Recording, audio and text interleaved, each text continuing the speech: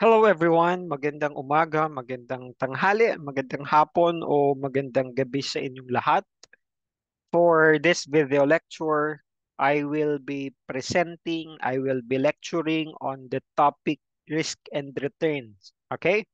So basically dito po sa session na ito, we will be explaining what is risk, how is it related to uncertainties, and the relationship of risk and the returns, no?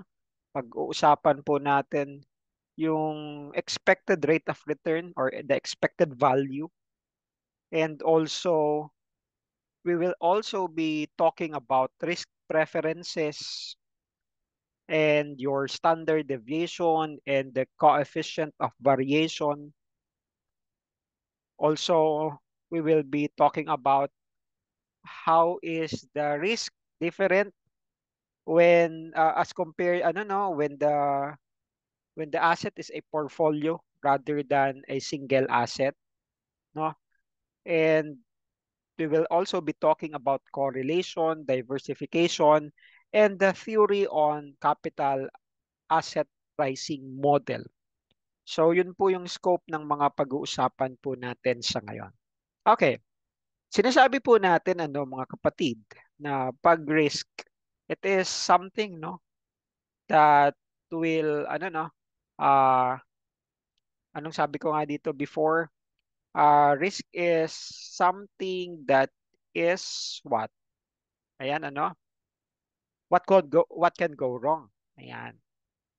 Pero, when we talk about risk, of course, this is from a financial management point of view. The definition of risk is a measure of uncertainty. Uncertain. Okay, pag sinabi nating uncertain, no, or uncertainty, the variability of returns associated with a given asset. Of course, no, from the point of view of financial management, of investments, investing. Kasi pag uncertain, hindi ka sure. Okay? And when there is a variability, no, because of the uncertainty, pinag-uusapan po natin para maging measurable yan, we are talking of the risk. Okay? Such that the higher the risk, the higher the uncertainty, and vice versa. Mas mababa yung risk, mas mababa yung uncertainty. And in terms of investments, no, investments with higher risk means that there is more uncertainty as to the return that that investment may generate. Hindi ka sure. Kung high risk ka, gusto mo no na meron kasi tayong concept na the higher the risk, the higher the return. Yun nga lang, kung mas mataas yung risk, medyo hindi ka sure, no? Mas mataas yung uncertainty na yes, maaring makakuha ka ng mas mataas na return, pero maaring hindi mo rin yan makuha. No? Kasi nga meron tayong higher variability doon sa return because of that uncertainty. Okay? So again, the risk is the measure of uncertainty whereas uncertainty is the variability of returns. Eh ano ba sir yung return? Ito yung balik sa atin, di ba? Return, balik. Okay?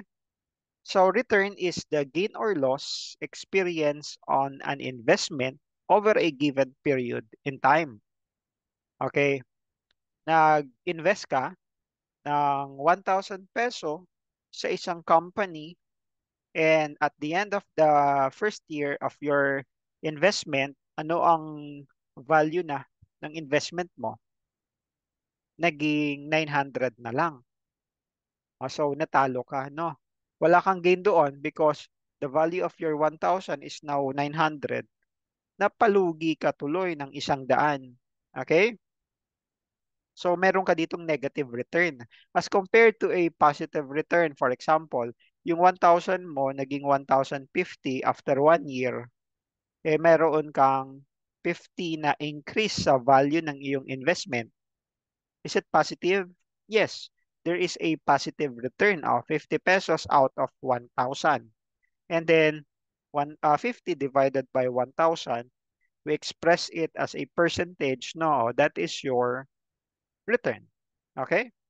So pag sinabi natin plus return, ano pa yung pinag-uusapan natin? Return mo over 1 year. Pag isang taon ang pinag-uusapan natin, yung return na yun is the annual rate of return. The annual return. Pag yung kabuuan, from the beginning of your investment, from the day that you invested until the end of your investment, which is not, which may not necessarily follow 1 year. Kasi limbawa, nag-invest ka in long-term, let's say, securities.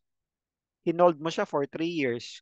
Eh yung return na nakuha mo from the day you invested up to the day that you sold your investment, yung total difference nun, no, is your total rate of return. Okay? Yun nga lang, please take note that when we are talking of the total rate of return or the rate of return or yung return in general, no, hindi lamang po natin consider yung changes in the market price of the investment, no. Kung sakali man po na may mga cash flow na natanggap tayo, kasi halimbawa, nag-invest ka in bonds, may natanggap ka na interest, okay? Nag-invest ka sa stocks, may natanggap ka na dividend. So, may cash flow na po, may cash flow papunta sa iyo. We should take that into account when considering the total rate of return. Kasi yan po ay balik sa iyo. Okay? Therefore, as you will see here, the rate of return is your cash flow. Halimbawa, may natanggap ka na dividend plus yung changes in price. Okay? Ito, no? Price change. Yung triangle na yan, di ba, ginagamit natin sa math na change, no? From one period to another. And then, divided by, so ito yung numerator mo, no? Yung cash flow, pwedeng interest, no? Or pwedeng dividendo. Okay, plus yung changes sa market price divided by ang denominator mo is the price at the beginning of the year or at the beginning of the period. Okay? For example, kung si ABC company ay merong dalawang klase ng shares. Meron siyang share letter A or share A at saka yung share B. Tapos you were provided with the market price at the beginning of the year and then the market price at the end of the year and dividend received. Okay. If you are to compute what is the total rate of return between these two shares, no, kailangan mong i-consider yung natanggap mo na dividend. Yun nga lang, for share A, since walang dividend, no, you will only consider that change in the price kasi zero ka dito sa cash flow. Okay? So, anong ginagawa natin?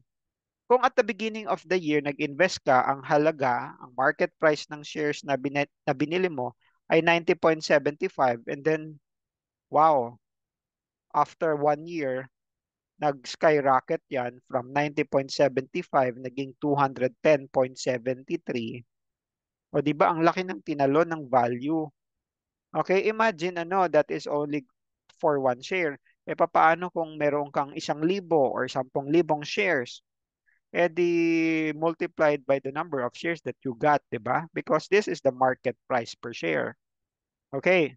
For share letter B or share B, kung 55.33 mo ito nabili, and then by the end of the year, bumaba yung value niya, no, ng ilan to, kulang-kulang 3 piso, di ba? Pero meron kang natanggap na dividendo. So, hindi lamang po yung change in the market price yung kinoconsider natin, although dito may decline, pero nabawasan yung decline because of the dividend that you receive. Okay, now how do we convert it into figures? Applying this formula, makikita nyo po dito sa ginawa natin. Ayan, 210. Unahin natin yung share A. Now, the difference between 210.73 and 90.75 is 119.98. Halos 120. Okay. Wala kang natanggap na dividend. So, ito lang yung increase increase in the value of your investment. Okay? So, i-divide natin by the price zero, which is the beginning of the year. No?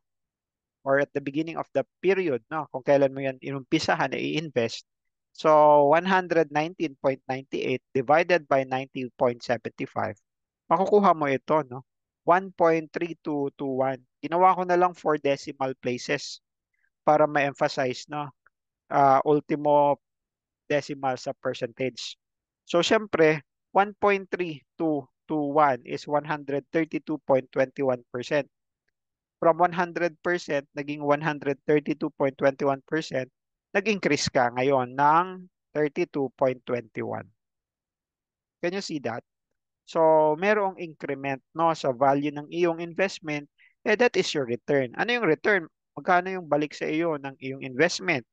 Okay? 32.21. So, sa kada ₱100, may bumalik sa iyo na 32.21. Although, in our illustration, that is not necessarily realized because in this case, no, etong 32.21 ay unrealized return. Unrealized because hindi mo pa naman yan nabibenta eh. So, kino-consider mo lang ang increase sa fair value. Kasi halimbawa, di ba, meron kang investment in equity securities. Ito yun. Ano? From the accounting point of view, halimbawa, the investment is measured as at FVPL. O di ba, any increase or decrease in fair value is accounted for and thrown in your profit or loss statement. So, debit ka ng investment, credit ka ng ano, gain on fair value changes, di ba? Or it's the other way around kung meron kang loss on change in market value. Okay? So, for share letter A, nag-increase tayo. Now, tignan naman po natin si share B. Kasi, kung titignan po natin, compare natin yung end of the year market price sa beginning of the year market price, bumaba. And nag-decrease no ng halos 250. So meron kang 2.49 decline sa presyo ng market, no? Now, kung hindi dahil sa dividend na natanggap mo, ano, ito yung total na decline mo. But because of the cash flow received na 1.09, so parang yung net na ano no effect between your cash flow and the price change ay 1.40 na lang.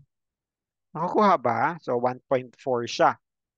2.49, nabawasan ka ng 1.09, edit 1.4 lang ang decline.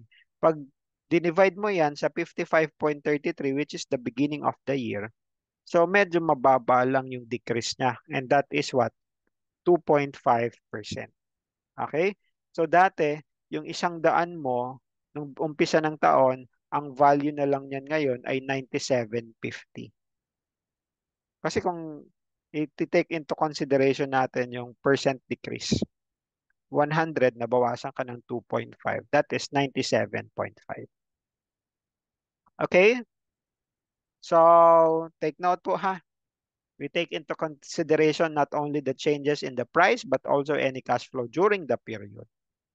Importante po yan. Ano? Kasi may mga investments na nagde-declare ng dividends.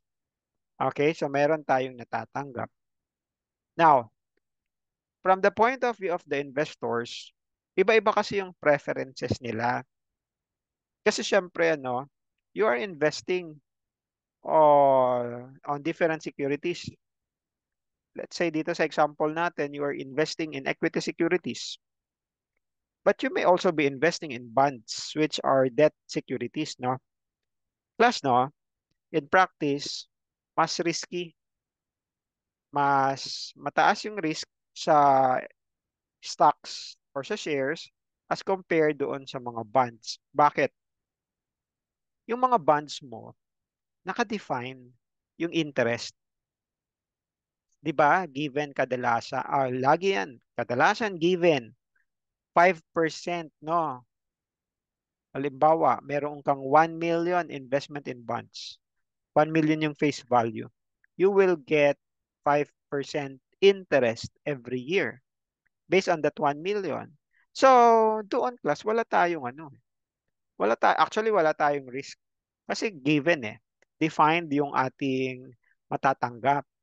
Samantalang, pagdating sa mga stocks, variable kasi yung dividend ay nakadepende sa performance ng company and after considering any other factors, no? O kaya, no, if you have an investment in trading securities, if you will notice, no, yung mga of course, yung dividend ay binibigay na lang, ina-announce na lang, no? But a lot has been going on when they compute for the dividend. Kung pagkano at ano yung determination ng amount na ibibigay nila per shareholders. Okay? And because of uncertainty, we do not know how much to receive, what percentage is the dividend. So, meron tayong uncertainty, may variability of return, mas risky. No, mas mataas yung risk pagdating dito sa mga investment in equity securities. Okay. Now, from the point of view of the investors, meron tayong risk appetite. Tatlong klase ng risk appetite o yung tinatawag natin na risk preference. Okay. So risk preferences pertain to how investors no behave in response to the risk. Let me just clarify this, no? Especially for some of you na maaring nalilito dito, ano? Pag sinabi nating risk averse, ang gusto ng investor ay less risk, ma-minimize yung risk, no? So holding the rate of return fixed. I'm referring to this part here, no? So prefers less risk over more risky investment. Ayaw mo nang masyadong mataas yung risk kasi hindi mo alam, no? Kasi baka matalo ka ng mas malaki pag mas high risk ang iyong investment.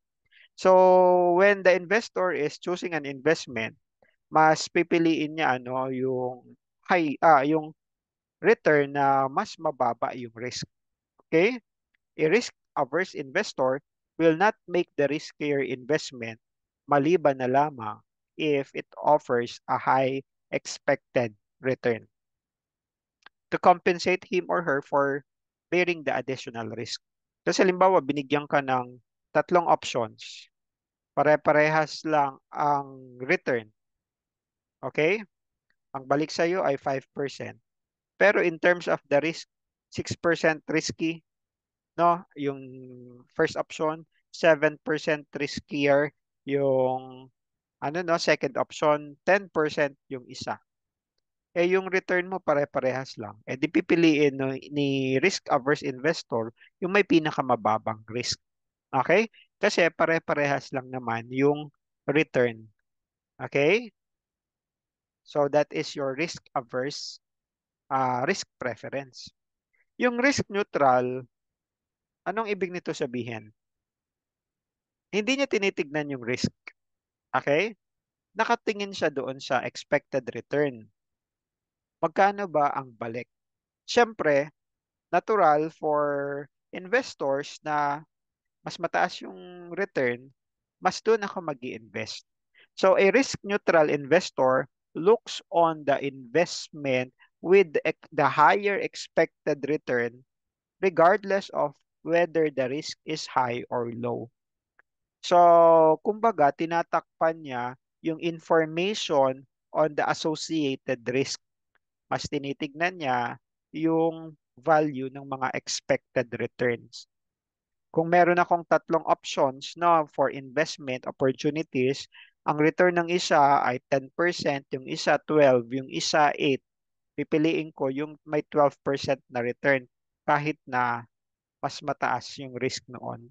Or kung without regard doon sa associated risk. Okay? So that is a risk neutral investor, no? Yung risk seeking, eto, no? Ang concern, ang tinitignan dito ng mga risk seeking individuals or risk seeking investors ay yung the higher the risk.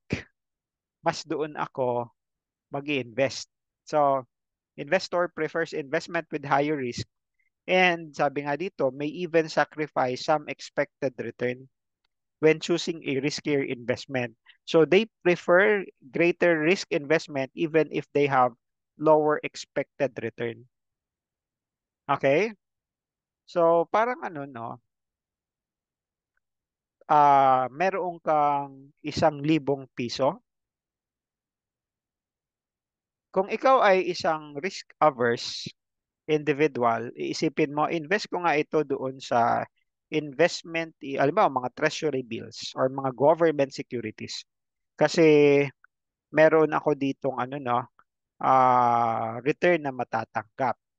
And yung risk niya ay mas mababa. Basta meron akong matatanggap. But if you are a risk-seeking individual, anong gagawin mo? Ay tataya ko yun sa loto. Okay, kahit na wala kang kasiguraduhan na mananalo ka doon. Eh basta sabi mo, higher yung risk eh. Ibig sabihin, kung higher yung risk at mabuenasin ako, mas mataas yung matatanggap ko doon na pera kapalit doon sa 1,000 na inilabas ko. So you are risk seeking. Hinahabol mo, habulin ka. Ano no? Nahabol mo yung risk. Okay? Instead na yung habulin mo yung return. So those are risk preferences. Okay? So yung mga risk-seeking investors, they would prefer investment in securities rather than investment in securities na nag-offer ng mas mababang return.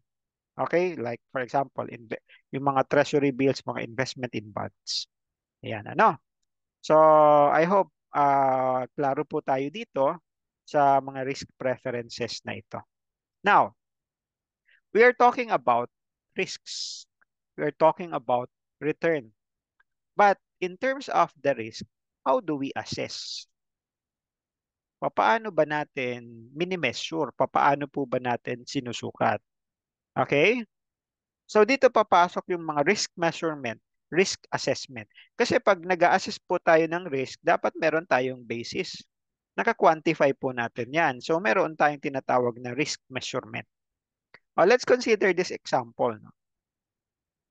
Si ABC Company, which is a manufacturer of custom golf equipment, wants to choose the better of two investments.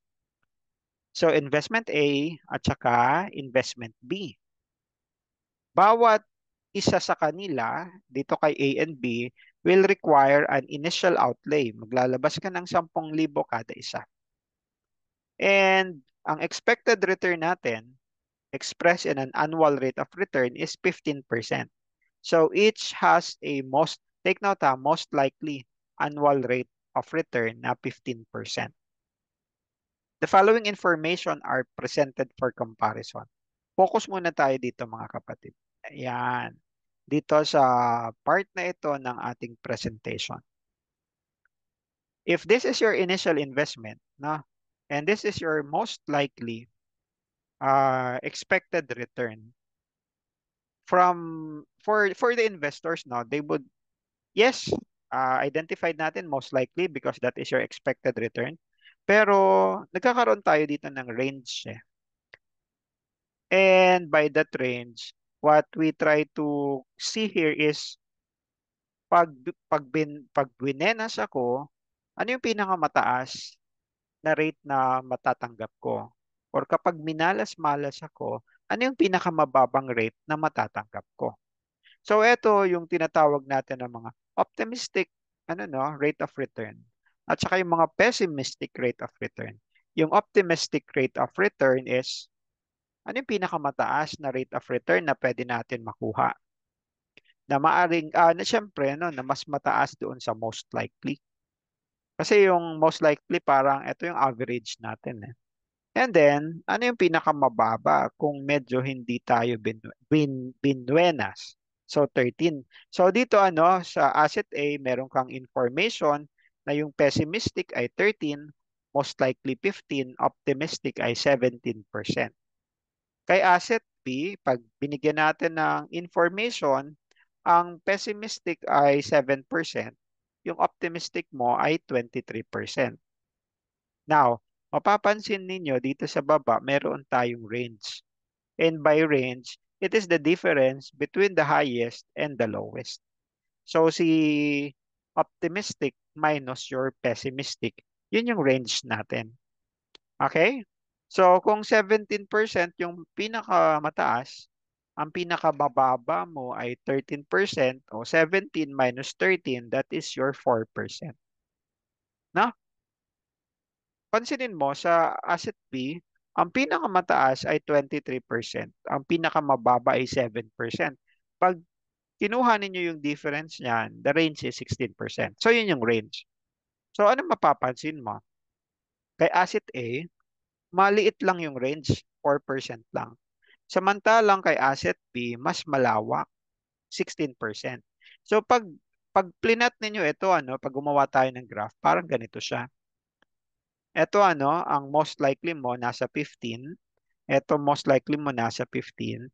For asset A, 13, 17, ipa-plot ko dito, lalagyan ko ng linya.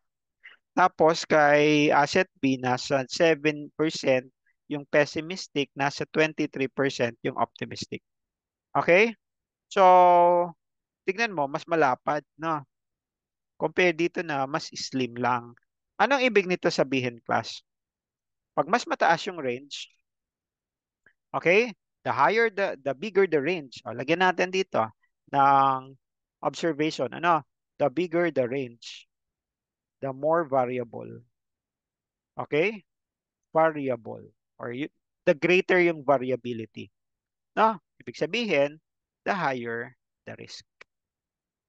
Of course, syempre kasi, pag dito ka sa asset B, ang lapad eh. Maraming pwedeng mangyari. Pwedeng 7, pwedeng 9, pwedeng 11, pwedeng 13, pwedeng 15. Anything between the range of 7% to 23%.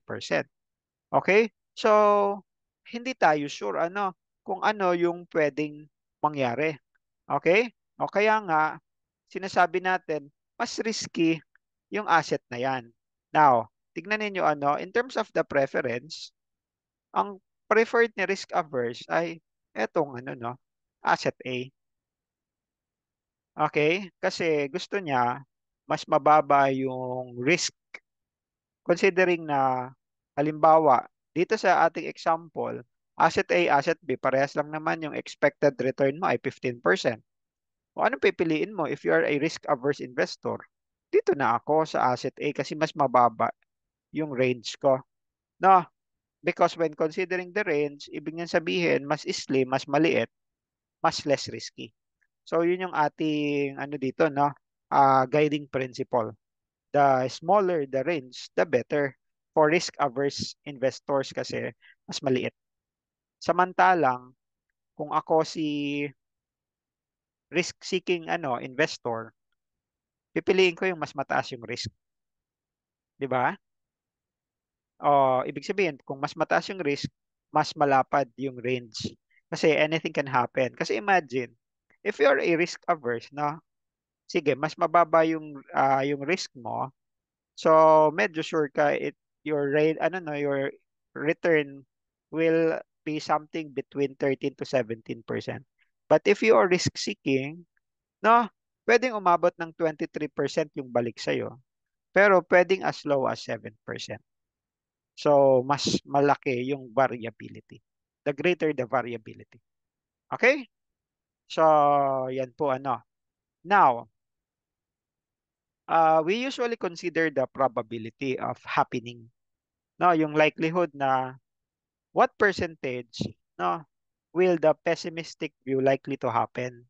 How likely can most likely happen? And how likely can optimistic can happen? Okay? So kapag tinake into consideration na natin yung probabilities, meron tayong tinatawag na probability distribution. And the probability distribution considers the likelihood of these events from happening, multiplying it to your rate of returns dito sa mga ito. So kagaya ng makikita nyo po dito sa kanang bahagi. Okay? So for asset A, kung meron akong 13, 15, 17, and the probability of this from happening is 25, 50, 25. So parang sinasabi natin, 1 in 4, no? Isa sa apat ay pwedeng mangyaring pessimistic, isa sa apat pwedeng mangyari optimistic, pero dalawa sa apat yung mangyari ay most likely. So when we compute the probability and when we apply the probability doon sa mga rates 13, 15, 17, ito yung kanilang weighted average. And of course, now we have to add them up. Okay? Idadagdag mo yung 3.25 sa 7.5 sa 4.25. Ang total po nito ay 15%. Oh, that is your expected value. Ito yung expected rate of return mo. Okay? Dito sa kabila, pansinin mo, 7, 15, 23 times 25, 50, and 25% respectively. Ito yung kanilang mga weighted average na pag tinotal mo, nagkataon parehas lang naman that the expected value is around 15%, which is your most likely. No? In this case, sa ating example, at nagkataon class, parehas po sila. Now, ano naman ang ibig nito sabihin? Kasi meron tayo ditong expected value or the expected rate of return. Sinabi natin yung total rate of return is ano yung difference from the time we invested up to the time we take note, no? We assess for any increase, no, or at the time of disposal. Depende actually. Basta doon sa time of measurement. Kung 2 years man yan or 3 years na. That is your total rate of return. Kung isang taon yung reference natin, meron tayong annual rate of return. But what really is the expected value? Yung expected value na yan is the average return that an investment is expected to produce over time. Okay? And that may be your total value, no, total rate of return, or your annual return, ano, na one year yung kino-consider natin. Okay? Plus pag sinabi nating probability, pag sinabi nating probability, ano, yung likelihood na mangyayari yan, ano, the chance that, ano sabi dito, a given outcome will occur. Now, taking into consideration bakit sa probability distribution? Kasi 25%, no, 50%, 25% tinidistribute natin, no? So kapag ginawan po natin yan ng graph, actually ito yung kanina, no? Kanina, kung wala tayong mga probability of occurrence, linya-linya lang yan. Pero kung mapapansin mo, mas mataas yung nasa gitna. Kasi finactor in na po natin sa y-axis yung probability of occurrence. Nasa problem natin, sa illustration, it's just 25% and 50%. Kaya pag tinignan po ninyo, ano, etong 25 or 0.25, nandito, no, nakatapat sa 13, sa 17, ganun din dito sa 7 and sa 23. Okay? Pagdating sa 0.50 or 50% chance, andito si 15, andito si 15. So, dito, no, mapapansin mo, parehas lang, syempre, ano, yung expected return nila, yung expected value, parehas lang naman. Pero, we can say that, and once again, asset B is riskier, big or more risky because of your, ano, no, range, as we have explained, no, earlier. Tawag din po natin doon sa range is your spread or your dispersion. How dispersed or how spread, no, itong mga rates na ito. So mas mataas, mas malaki yung dispersion, mas malapad ito sa bar graph na ginagawa natin. Okay? Mas riskier yung asset na yon. Okay. Now, meron tayong tinatawag class na standard deviation. And the standard deviation measures the dispersion of an investment's return around this expected value. Kasi 'di ba meron ka dito 13, 15, 17, 7, 15, 23. Ang expected value mo is your weighted average here, which is your estimated rate of return. Yung ERR na tinatawag natin. So yung standard deviation is a measure of the dispersion nung return mo around the expected value or expected return. So applying our illustration, if your expected value is 15%, okay, and then these are your pessimistic, optimistic, okay? magkano yung standard deviation. Sa libro, no, with the different characters presented, it may be challenging to understand it. But I hope through this example, I will be able to simplify it for you. Kasi this is a actually ano lang naman ito, madali-dali lang naman talaga. Pero pag tinignan ninyo yung formula, baka maumay at ma-overwhelm kayo sa mga unique characters. Ano-ano ba yung mga yon? Okay? If you recall, your computation sa cost accounting, no? 'Di ba meron tayong concept na separating your mixed cost from its fixed and variable component. Kung hindi sapat yung high-low method, di ba? We apply statistics and we use the least squares regression method, LSM. Okay? Doon po class, meron tayong ginagawa na kinukuha natin yung difference, may ni-square-square tayo. Standard deviation has that concept, no? Papaano yon? Ah, we will pick up these values, 13, 15, 17, 7, 15, 23. Kasi sabi dito, no, it measures the dispersion ng investment return around the expected value. So, i-compare natin doon sa 15%. So, paano yon? Ito po tayo, no? Si asset A mo, yung expected return mo, 13, 15, 17. Ang estimated rate of return mo ay 15. Ano yung difference mo? Sa pessimistic view, 13 minus 15, negative 2. Sa most likely, wala kasi parehas lang naman. Sa optimistic, 2 din, positive. Anong susunod na gagawin natin? Square mo yan. 2 times 2. Okay? Equals 4. 0 times 0 equals wala. No, 0 din. 2 times 2 equals 4. So, yung difference na na-compute natin dito, square po natin sila. Okay? And then you have your squared, no? Now, meron tayong probability sa problem. Anong gagawin natin? We will apply the probability. Multiply natin yung nakuha nating squared doon sa probability. So 4 times 0.25, the answer is 1. Ito since 0 na ito, 0 yan. 4 times 25, the answer is 1. Pag tinotal nyo po ito, 1 plus 0 plus 1, the answer is 2. Ang standard deviation natin is the square root of this amount here.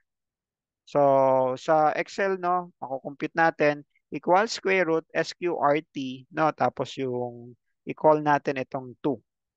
Your standard deviation is 1.41. If you apply it doon sa asset B, using your pessimistic rates, most likely optimistic, ito naman yung kakalabasan, no? 7 minus 15, negative 8. 0. And 23 minus 15, positive 8. Pag in-square mo yan, at class pa-take note negative squared by itself, parang negative times negative, that becomes a positive. Kaya ito, positive. No? So, ito yung kakalabasan natin sa mga in-square natin. Parehas lang dito, no? Except the ibang amount. O times the probability of happening. Okay? E di meron ka ditong 16. Okay, 0, 16, the answer is 32. Pag in-square root natin yan, sa mga calculators ninyo, may square root naman na, sa basic calculator, di ba? Meron tayong square root siya na icon or na button. So, 32 yung press ninyo yung square root, the answer is 5.66. And that is your standard deviation for asset B. Okay. Now, applying the standard deviation, okay, comparing it sa dalawang asset, mas malaki yung asset B na standard deviation as compared sa asset A. Okay? O, anong ibig nito sabihin? Pag mas mataas yung standard deviation, mas mataas yung risk. Okay? So, ito yon. Ano? The higher the standard deviation, the greater the risk. Nakukuha po ba? So, I hope it makes sense, no? Kanina, from your returns, gusto natin mas mataas yung return, mas better sa atin. Pero after considering the risk preferences, kung risk averse ka, pipiliin mo yung yung low risk. yung mas mababa yung risk. Pag ikaw ay risk seeking, pipiliin mo yung mas mataas na risk kahit na mas mababa yung return nito. Okay? And then, kino-consider natin yung range, yung dispersion. Ano? Pag binigyan natin ito ng graphical representation, mas malapad yung dispersion, mas malaki yung range, no?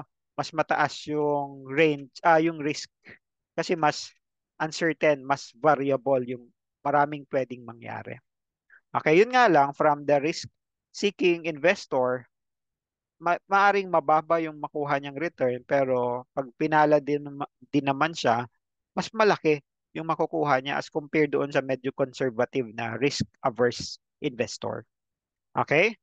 Now here, sa ating kakapresent lang is the standard deviation measures the degree of dispersion.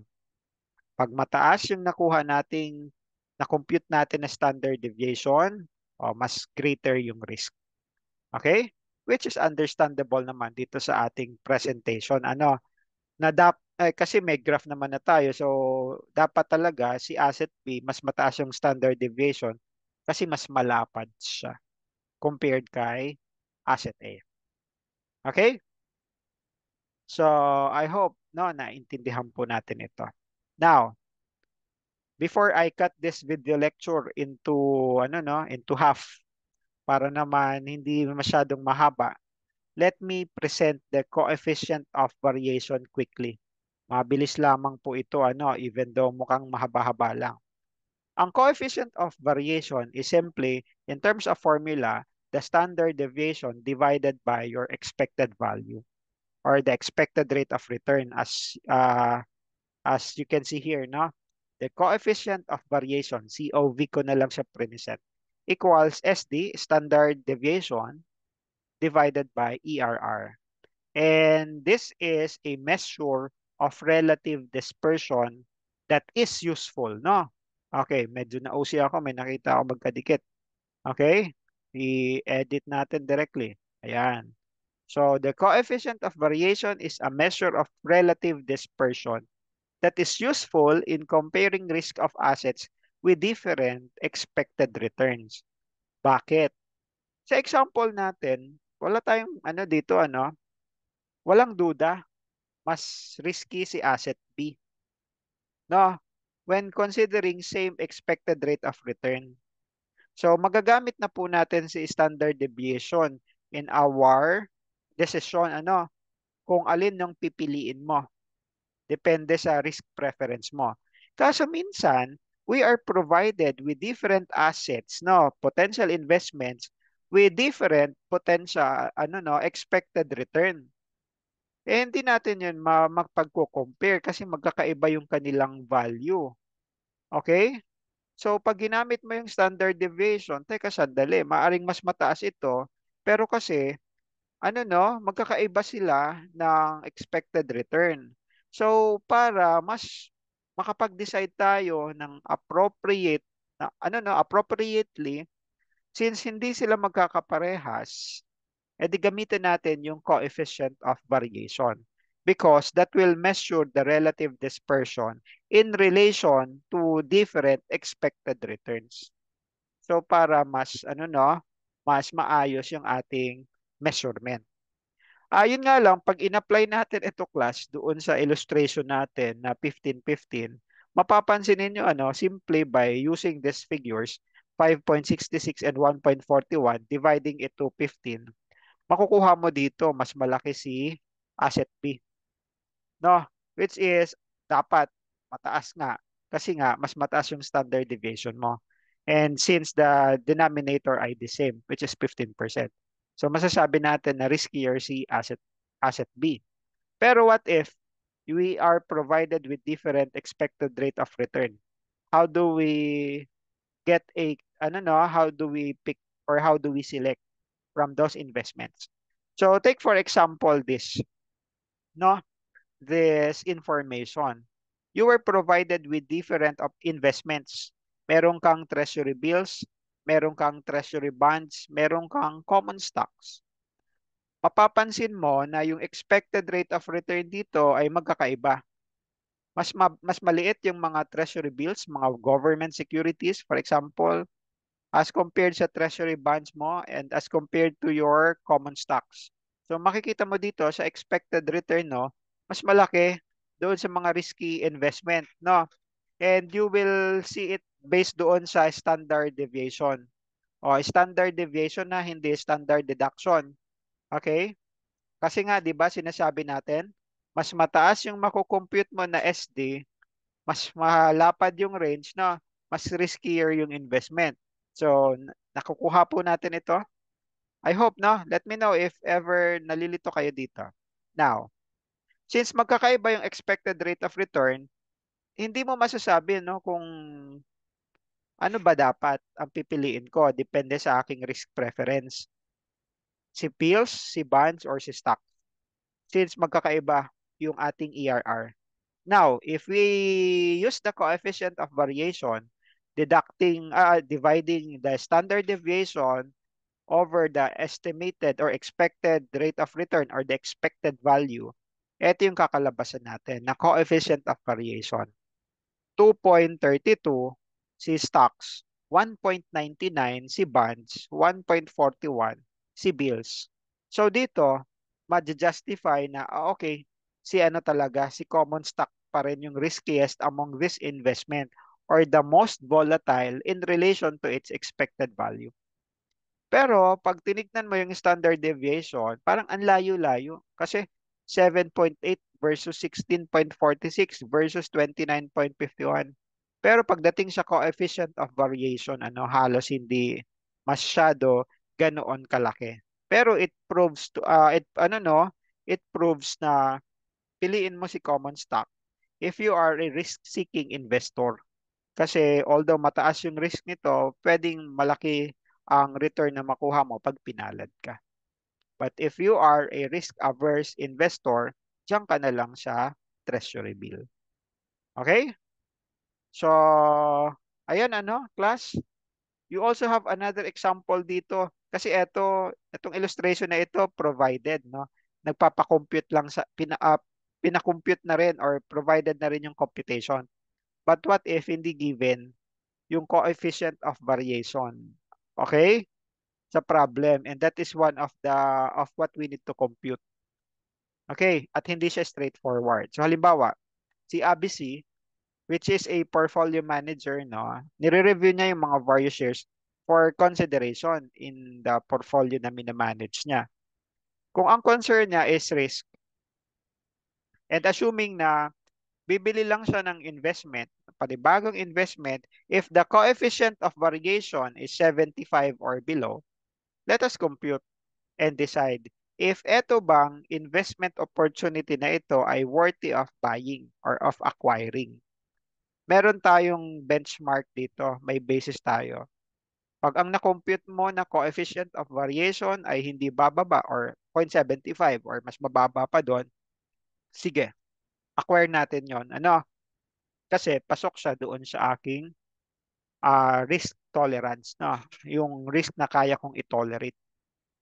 If we are provided with the value of the stocks, no, at the beginning and end of the year for 3 different years, okay, plus yung dividend na natanggap natin, okay, so ito lamang yung given. Let us compute for the expected return, for the standard deviation, and also your coefficient of variation, which will be the ultimate factor, no, when deciding ibabay ba ito ni ABC or hindi. Okay. So here is the solution, no? Take note. 2021, 22, 23, beginning of the year, end of the year. Price change natin. End of the year minus beginning of the year. So meron kang 150, meron kang 2, meron kang 0.5, no? Papaiba-iba sila sa kada taon. Of course, no, yung market price ng share ay involve several factors which we cannot really tell kung ano. And it's not the topic for today. Okay, now, sabi natin, hindi lamang po yung price change yung kino-consider natin. Kailangan din natin i-consider yung cash flow. which is the dividend that we received. 3.5, 3.54. So pag pinagsama natin si price change, yung increase or decrease na sa market price plus yung cash flow, ito yung kakalabasan. 5, 150, and 450. Okay? Now, anong gagawin ko? Paano na nga natin kinocompute yung expected rate of return? Okay? O di eto, yung price change plus cash flow, i-divide natin sa beginning of the year. Ito yung base mo, no? 35, 3650, 3450. So, if you see here, no? Halimbawa dito, 5 divided by 35, ang sagot mo, 14.29. 1.5 divided by 3650, 4.11. At dito naman, 4.5 divided by 3450, 13.04. So, the rate of return nung 2021 ay 14.29, nung 2022 ay 4.11, nung 2023 ay 13.04. Paiba-iba. Pag in-average natin yan over 3 years na divided by 3, di yung average return mo is 10.48. Okay? Nakuha po ba ito? So, that is your average return. Now, ito yung, for purposes of computing your standard deviation, ito yung magiging, average return mo. 10.48. Kunin natin yung difference, 14.29 minus 10.48, that is 3.81 for 2021. Sa 2022, negative. Nag-decline, no? Kasi ang average return ay 10.48 pero that year, nung 2022, 4.11 ka lang. So may bumaba no ng 6.37. Okay? As compared sa average return. And then nung 2023, 2.56 yung increase. Pag in-square mo yan, 3.81, 6.37, 2.56, ito yung kanilang squared. Now, pag may probabilities po tayo, di ba? Pina-factor in natin yung probability. Okay? So times 25%, times 50%, times 25%. That was our example before. However, in this problem, it is not given. So pag hindi given, anong gagawin natin? Okay, class. Ito in practice, ito sabi hindi po alam ng mga analyst yung full range ng possibility. Ano yung mga possible investment outcomes? At ano yung likelihood na yun yung mangyayari? So, pag hindi po natin alam yung probabilities, yung list of possible outcomes, anong ginagamit natin? Instead na i-multiply natin ito doon sa mga probabilities, ang ginagawa natin, ilan yung N, ilan yung period. In this case, meron tayong 3 taon, 3 periods. 3 yung N mo, minus 1 natin. So, 3 minus 1. So, that is 2. Ito po yung formula ng standard deviation when we do not know the possibilities, yung mga possible outcomes. So, papaano yon? Diba, ito na-compute na natin. Yung sum mo ay 0.6164. Dati, ito individually, minumultiply natin sa probability. Now, if this is not given, kunin natin yung total nito. Okay? Ang total mo ay 0.6164. Anong gagawin ko ngayon? Sa formula, nakikita ninyo n minus 1. Di-divide natin ito sa 2. So, yung, hindi, bakit probability? This should be probability. Ayan, i-correct ko lang yung spelling. Probability. Ayan, yung probability from happening. Dito, ganun din. Probability. Okay? So, there you go. Now, so, eto yung nakuha natin, 0.3082. Pwede na natin ngayon makuha yung standard deviation following this formula that that looks confusing. So, ano gagawin ko? Alright? So, papaano to? Square root natin itong 0.3082. So, the square root of 0.3082 is 5 point, ayan 5514%. Okay? ito, ano na, ah, pinaano lang natin. Dito ko pinasok yung percent. Okay, square root. Now, ano na tayo ngayon? Tignan ninyo ha, yung difference ha. Okay? Ayan po, ano? Ito yung difference doon sa ating na-compute. Alright? Wala kasi tayo nitong probability. Now, papaano na to ngayon? Ah, hindi tayo pwedeng mag-base sa standard deviation, ano? Kasi ang sabi sa problem, ang basis ko ay yung coefficient of variation. Ano gagawin ko? Since the average rate of return is given, and that is 10.48, and the 5.5514 divided by 10.48, ang coefficient of variation ko ay 0.53. From here, nakumpita natin yung coefficient of variation, we can now decide. Bibilhin ko ba itong investment na ito or hindi? If your reference is 0.75 or below, definitely ABC can acquire this investment kasi pasok sa kanyang ano no, risk appetite. Okay? Doon sa minamanage niya na risk. Okay? And that is lower than the 0.75. So ayan po ano, I hope na-explain ko ng mabuti, na-simplify ko yung mga formulas ng standard deduction. Hindi standard deduction na wala tayo sa income, wala tayo sa taxation. That's standard deviation. Okay? So I will pause the video from this, I don't know, point. Ipaparto na lamang po natin what if we are managing a series of investments, yung tinatawag natin ng mga portfolio. Kagaya dito sa introduction natin sa yung ABC na example, no, na portfolio manager siya. Kasi pag portfolio, that represents different investment types, no, paiba-iba. So paano yung risk computation and risk assessment pag portfolio? And what is this correlation and diversification and the theory on capital asset pricing model? So pag-usapan po natin yan sa susunod na video lecture. So maraming salamat. Let me know if you have any questions. Hanggang dito po muna itong video lecture natin. Thank you. Bye-bye.